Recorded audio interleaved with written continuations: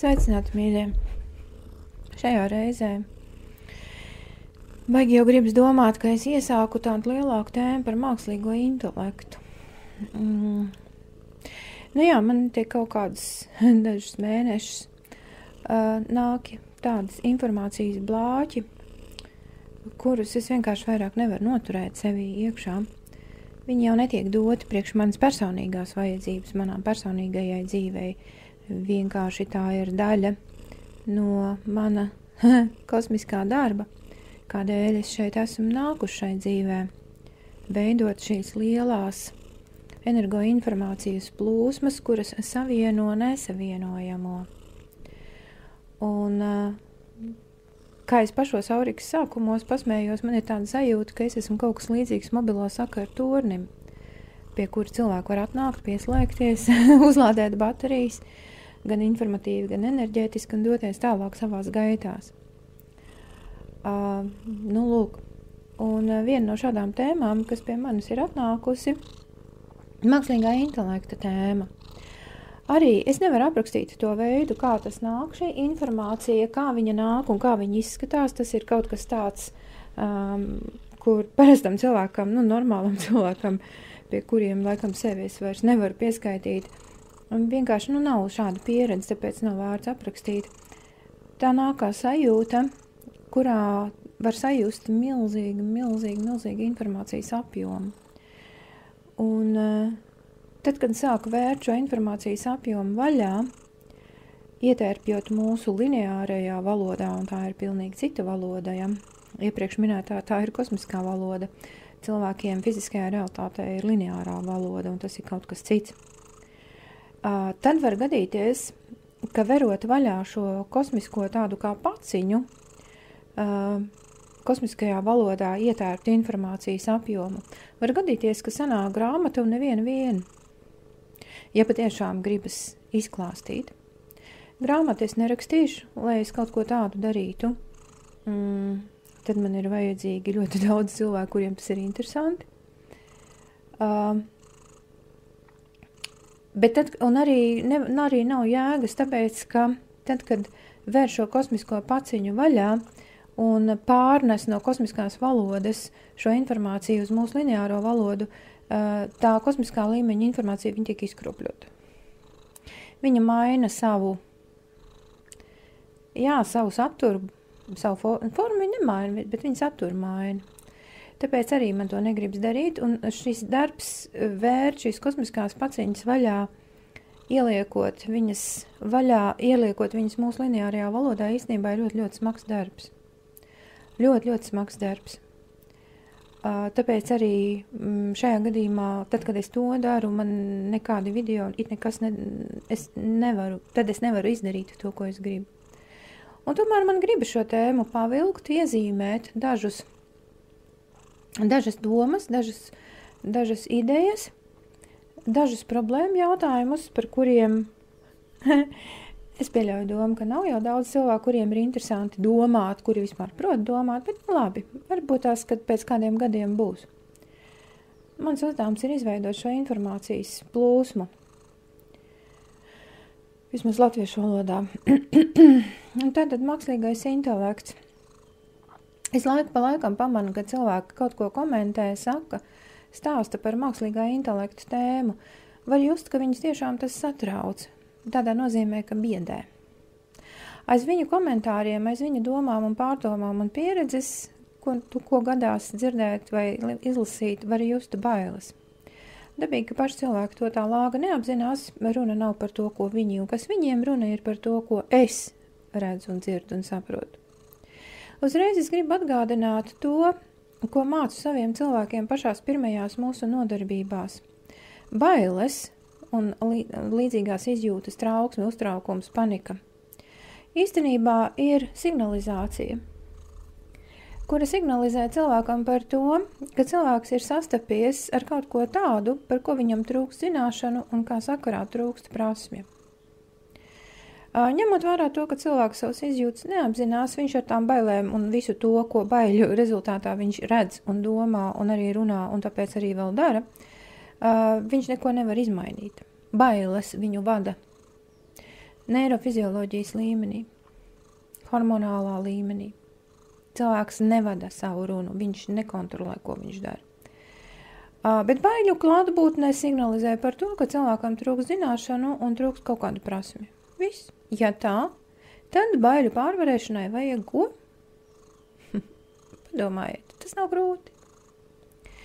Tieši to arī grasos darīt ar dažām savām domām par tēmu mākslīgais intelekts.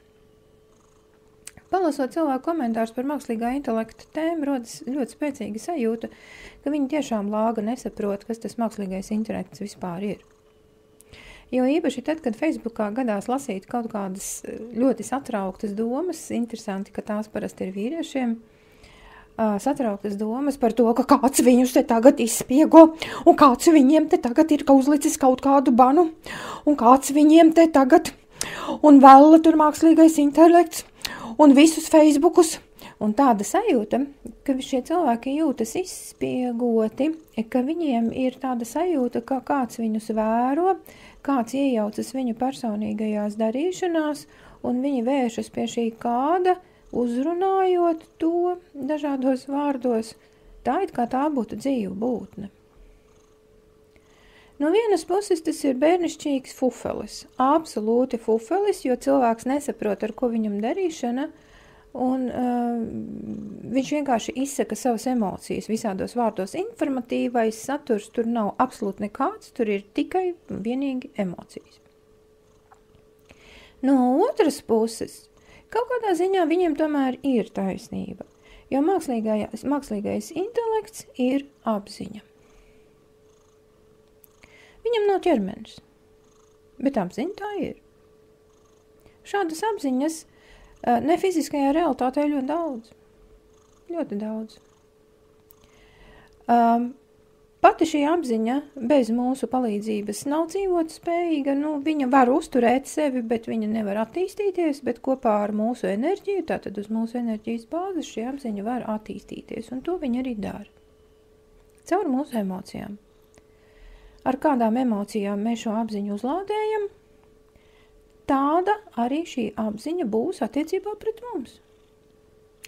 Ja mēs šajā apziņā ielādējam savas bailes un visus citus, atvainojiet par izteikumu, tomēr man gribas teikt tieši tā sūdus, tad šī apziņa pret mums būs tieši tāda pati. Un mūsu bailes, mūsu pārdzīvojumi, sašutums, neapmierinātība materializēties, ir spējīga materializēties. Lūk. Jā, tad, kad Facebookā parasti visādi interesanti izteicieni, no vienas puses smieklīgi, bet no otras puses ir ļoti, ļoti skumji.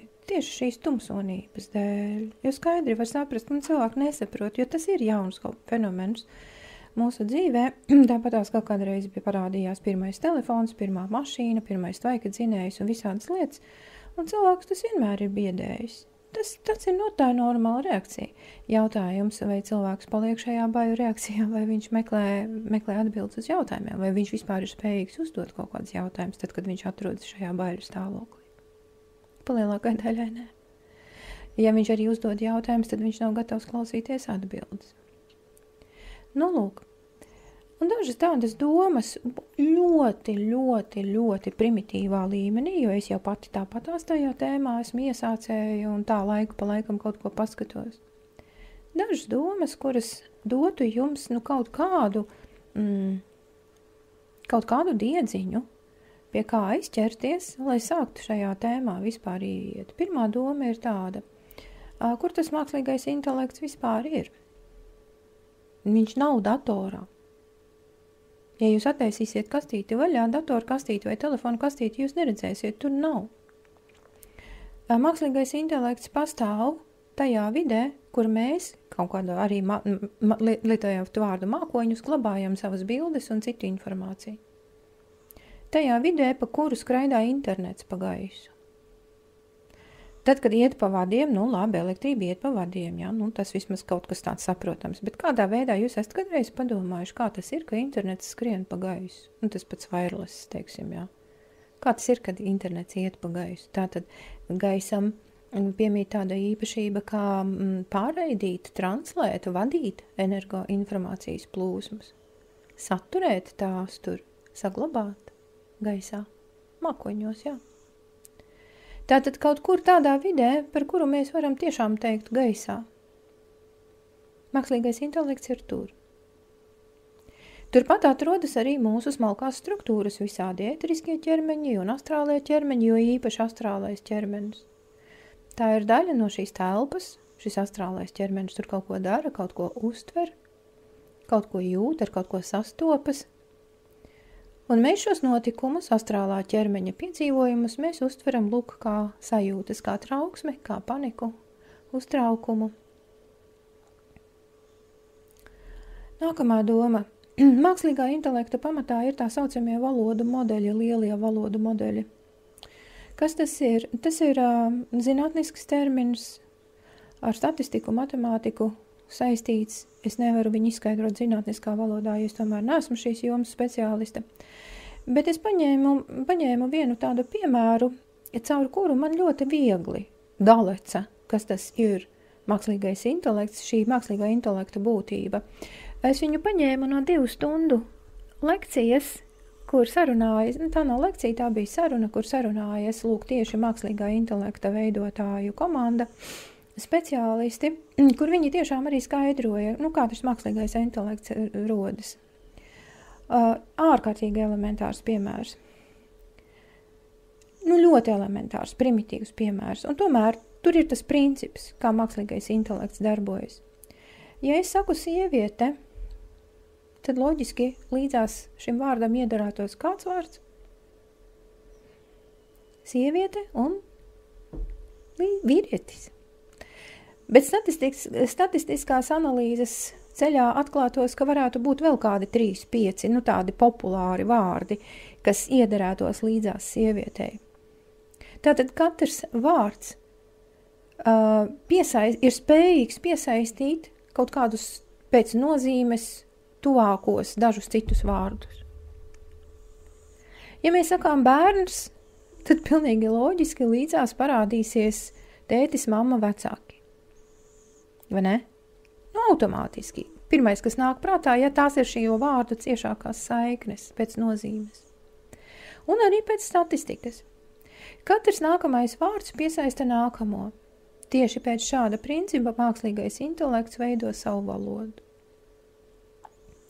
Protams, vēl dziļāk aiz šī principa ir programmētāju uzrakstīta programma, pēc kura šis process notiek. Mākslīgais intelekts bez programmas darīt neko nevar. Viņam ir kaut kas līdzīgs formulai apakšā, 2x2. Pēc tam mēs šo 2x2 šo formulu, jeb programmu, mēs varam izmantot, lai skaitītu cukura graudiņus, matus uz galvas kādam vai naudu vēlams savā kabatā. Tas pats 2x2. Tieši tāpat darbojas datorprogrammas. Ja esat vecākas paudzes cilvēks, varbūt nemaz neesat redzējis, kā šīs programmas izskatās. Vesela rinda, kaut kādu bezjēdzīgu simbolu. Tikai zinātājs saprot, kas tur ir. Atgādinu, ka šis ir ārkārtīgi primitīvs piemērs no speciālistu lekcijas par valodu modeļiem. Es ļoti labi caur iepriekš minēto piemēru sapratu mākslīgā intelekta būtību. Man vairāk nevajag. Kā lietotājiem man vairāk nevajag. Es izmantoju šo piemēru un šo domu tiešām ar domu, lai dotu jums vismaz kaut kādu informācijas diedziņu, pie kura jūs varat pieķerties un sākt vingrināties, sākt domāt, apjēgt mākslīgā intelekta vietu, lomu tieši savā dzīvē. Vispirms savā dzīvē. Nevajag grābstīties pa debesīm, pa mākoņiem un pasauli un visu cilvēci, kamēr mēs neesam apjēguši pašu sevi un savu personīgo dzīvi. Nekas labs no tā neiznāks. Nākamā doma, ar kuru darētu rēķināties, mākslīgais intelekts darbojas ar visu cilvēces radīto, rakstīto, digitāli ierunāto informāciju dažādās zīmju sistēmās, burti, skaņi, bildes, cipari. Visa informācija, ko cilvēce ir radījusi kaut kādā veidā materializējot, mākslīgajam intelektam ir pieejama. Visa informācija, kura kaut kur, kaut kad, kaut kādā veidā, kaut reizi, kaut kur ir tikusi fiksēta, mākslīgajam intelektam pieejama. Arī tavas e-pasta vēstules ar visu, kas tur ir rakstīts, tavas SMS ziņas, Instagrama ieraksti, WhatsAppa ieraksti, Telegram ieraksti. Tas viss mākslīgajam intelektam ir pieejams. Pie tam tas jau esošo informāciju var sakombinēt tādās formās, tādos tekstos, bildēs, skaņās, kādu tu pieprasi. Mākslīgais intelekts ņem no visas cilvēces radītās informācijas daudzuma, pieņemsim 1000 kaut kādas vienības vai Lego klucīši, un sakomponē kaut kādu tādu konstrukciju, kādu tu viņam prasi. Mākslīgais intelekts pats neko nevar radīt, tā ar to viņš atšķiras no cilvēka. Bet izmantot to, kas jau ir radīts, un cilvēce astrālajā plānā ir radījusi ļoti daudz visakā, tur viņš var darboties tieši tā kā Lego klucīšus krāmējot. Mākslīgais intelekts, piemēram, varētu uzrakstīt kaut kādu dzejolīti, teiksim, Raiņa stilā. Pēc stila mākslas zinātniekiem, literatūras zinātniekiem būtu ļoti grūti pateikt, ka tas nav paša Raiņa teksts. Kā mākslīgais intelekts to var? Tam vienkārši izskaidrojams. Mākslīgais intelekts dažos mirkļos spēja apstrādāt milzīgu informācijas apjomu tā, ka to var sakārtot, kā vien tev vajag. Mākslīgais intelekts var rakstīt diplomdarbus, doktora disertācijas, likumus var rakstīt, zinātniskus rakstus, juridiskus tekstus. Mākslīgais intelekts var rakstīt un arī ir uzrakstījis, jau pārbaudīts, Krievijas un Ukrainas krīzes atrisināšanas plānu. Un ļoti labs plāns esot, arī klausījos speciālistu stāstus. Tas raksta biznesa plānus, projektus, varat uztaisīt rasējumus, jebko. Kas vien cilvēkam ienāk prātā, kas vien viņam vajadzīgs. Viņš var rakstīt dzējas, lugas, scenārijus, jebkādus tekstus par jebkādām tēmām. Vienīgais, kas ir vajadzīgs, nākošā doma par mākslīgo intelektu, pateikt mākslīgajam intelektam, ko tev vajag. Tas gan tik daudz cilvēkam ir jāizdara pašam. Cilvēka prasība, jeb uzdevumu mākslīgajam intelektam, kas viņam būtu jādara, sauc par promptu. No angļu valodas tulkojot šo vārdu, tāds moderns latviešu vārds uzvedne. Vienkāršākos mums zināmākos vārdos varētu teikt prasība, pieprasījums, ko tev vajag. Par ko tev vajag, kādām sadaļām jābūt iekšā, kādiem datiem jābūt norādītiem, par ko tur ir, kādas noskaņas tur jāliek iekšā. Tev precīzi, ļoti precīzi ir jāapraksta tas gala produkts, ko tu vēlies, lai mākslīgais intelekts tev uztaisa. Lūk, šeit tad arī varētu sākties problēma, jo prompts, jeb uzvedne, ir jāprot uzrakstīt. Jāprot pateikt mākslīgajam intelektam saprotamā valodā, ko tieši tev vajag. Pie tam definējot maksimāli precīzi šo uzdevumu. Maksimāli precīzi.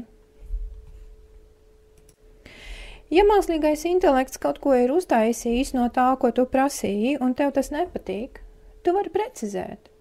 Jebkuru momentu gala produktā, teiksim, savā doktora disertācijā vai maģistra darbā vai diploma darbā, beidzot augstskolu, varbūt tu raksti sacerējumu kaut kādu skolai vai kaut kādu eseju tu raksti skolai, skolas vajadzībām, un jaunieši to tagad prot darīt, tu visu vari precizēt. Un runāties ar mākslīgo intelektu tik ilgi, kamēr tu dabū tieši to rezultātu, kādu tev vajag.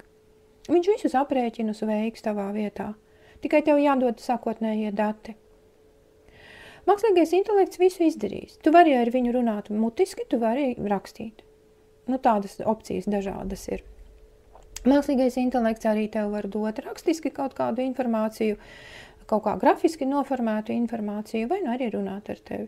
Ar mākslīgo intelektu var sarunāties, veidot dialogu, piemēram, par reliģijas attīstības tendencēm, par jaunumiem filozofijā, par ezoteriku, jebkādā aspektā, par numeroloģiju, astroloģiju, da jebko. Varbūt jūs gribat uztaisīt vienu globālo astroloģiju, varbūt jūs zinat, ka astroloģijas ir dažādas, jūs gribat vienu. Mākslīgais intelekts jums uztaisīs vienu. Saliekot kopā visas cilvēces laikā radītās astroloģijas kopā. Radīt vienu astroloģiju. Tātad jūs varat to visu var precizēt. Bet tas gan ir laiks un darbs. Pati laiku pa laikam ar šito lietu paspēlējos, gan vairāk bildīšu sakarā. Un es sapratu, ko tas prasa no cilvēka tīri, kāda ir šo promptu rakstīšanas ietekme uz cilvēka psihi. Tas ir mans lauciņš, tas ir tas, ko es orientējos, ko es saprotu, ar ko es arī strādāju, tāpēc es arī varu komentēt, kas notiek un kas notiek ar cilvēka psihi, ar smadzenēm, ar izjūtu sfēru, tad, kad viņš raksta šos promptus. Un ne tikai tos vien. Šo uzveitņu sagatavošana prasa īpašu domāšanas veidu, īpašu valodu. Ikdienā mēs tādu nelietojam.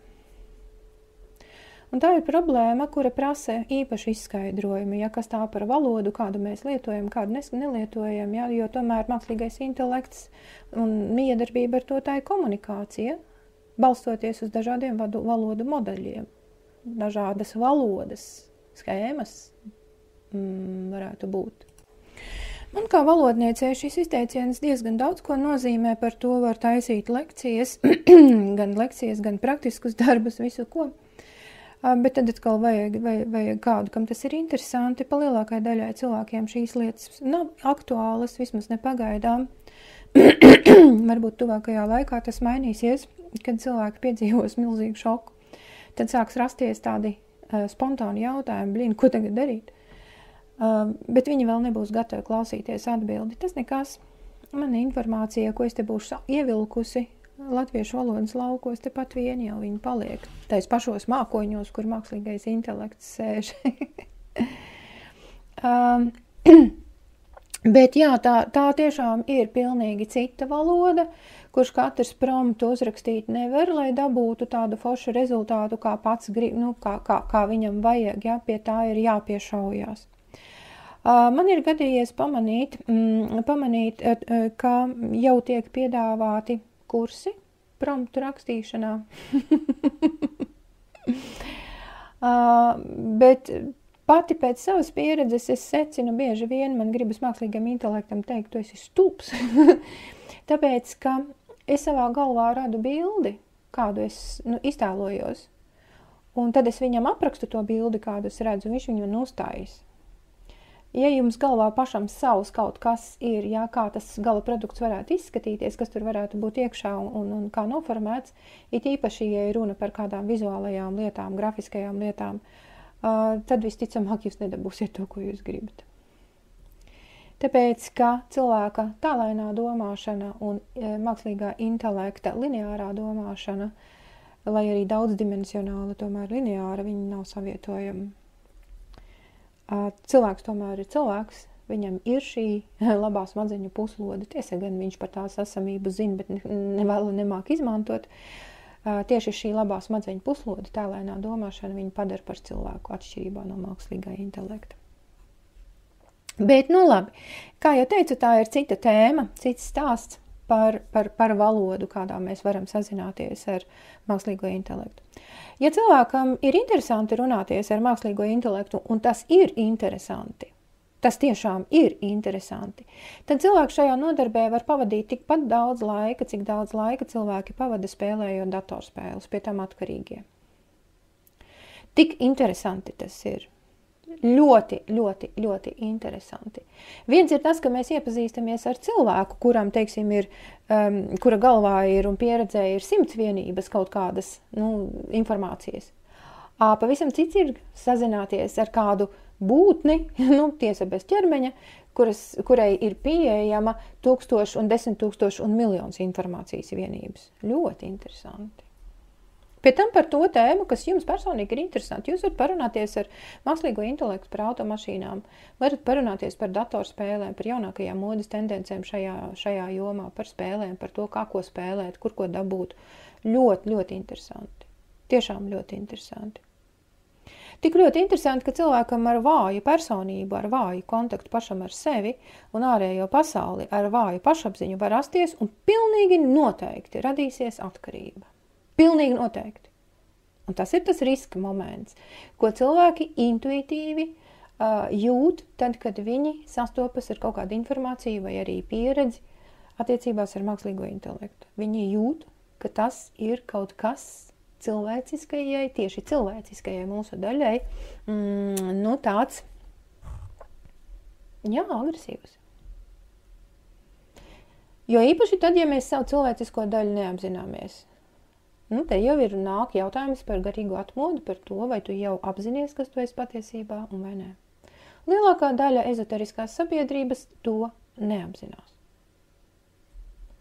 Viņi pārzina ezoteriku, viņi visādas prakses, un viņi var visu, ko darīt, un tas, ko viņi dara un ko viņi ir apgūši un iemācījušies, tas patiešām ir abrīnas vērts, bet sevi patieso viņi vēl nav atraduši, lielākā daļa cilvēku nē. Rezultātā mākslīgais intelekts var izrādīties par visām ezoterikām un viņu cilvēcisko daļu stiprāks. Apmēram tās attiecības stiprāks, ko es to saprotu, apmēram to pašu, ko cilvēku atkarība no datorspēlēm. No narkotikām. Apmēram tas pats. Cilvēks savā cilvēciskumā degradē tik tālu, par to es esmu runājis, par to es runāju pirms gadiem 5, man liekas, 4. Vairāk stāsti bija par virtuālo realitāti. Līdz tādam līmenim, ka cilvēks ar savu fizisko ķermeni kļūst par mākslīgā intelekta bateriju. Burtiskā veidā. Un tālākā perspektīva šādai dvēselei ļoti iespējams, ka viņa arī paliek šajā astrālajā plānā ieslēgta, kuru Krievijas teosofi dēvēja par cilvēces miskasti.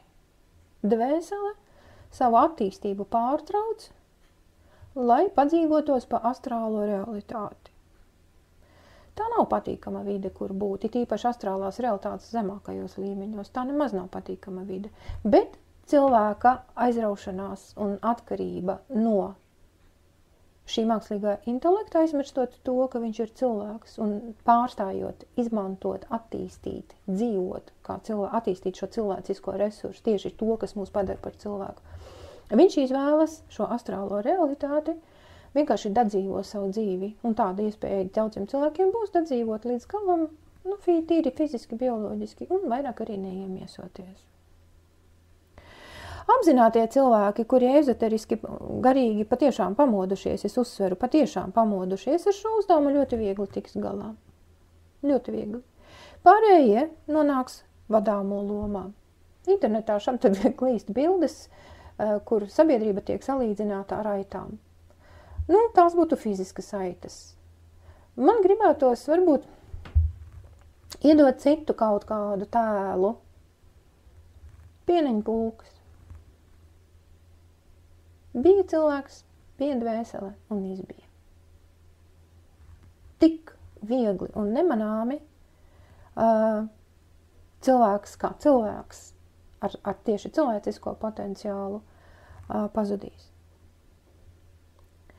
Un arī šis ir viens no problēmu jautājumiem, par kuru cilvēkiem tomēr nāksies domāt, jo īpaši tiem, kas patiešām ir garīgi pamodušies, viņi sastapsies ar mākslīgo intelektu, jau tagad viens otrs jau dalās savā pieredzē, savās pārdomās un noskaņās.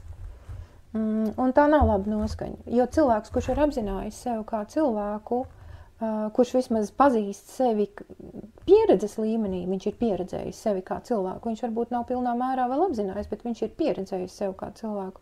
Viņam ar mākslīgo intelektu draudzēties būs diezgan grūti. Diezgan grūti. Viņam būs ļoti nopietnas iekšējais darbs jāveic, lai izveidotu savas attiecības ar šo jauno fenomenu. Un viņam būs jādomā apmēram tāds, atbild uz tādu jautājumu.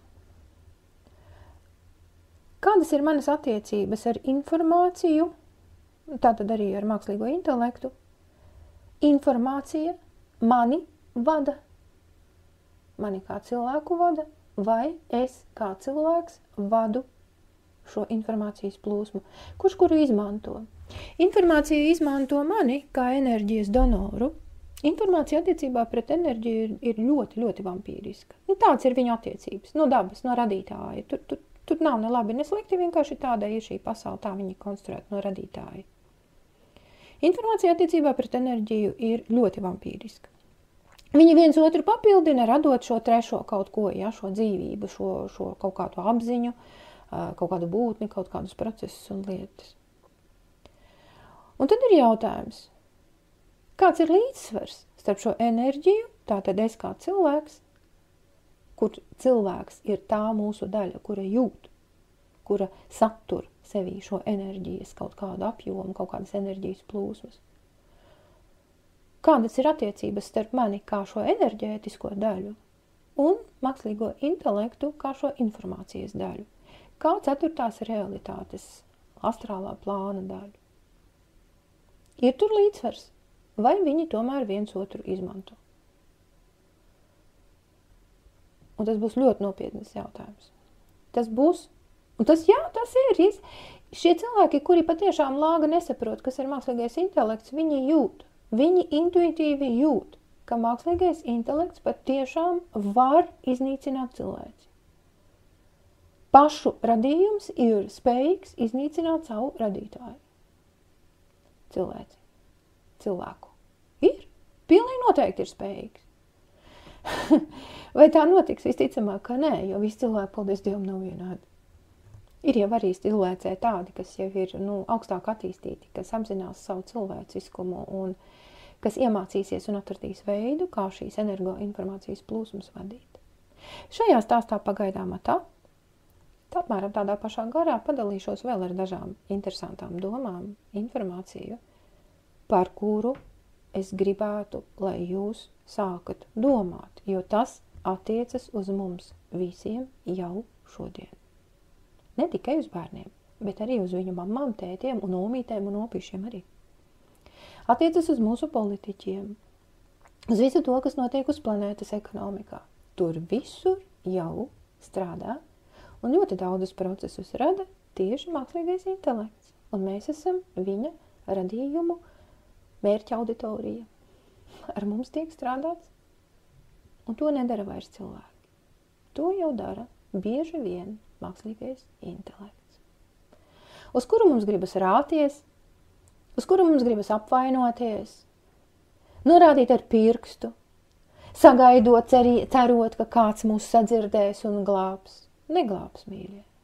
Esam kā cilvēci radījuši tādu, un ar tādu arī dzīvosim. Ot tā, pagaidām tā.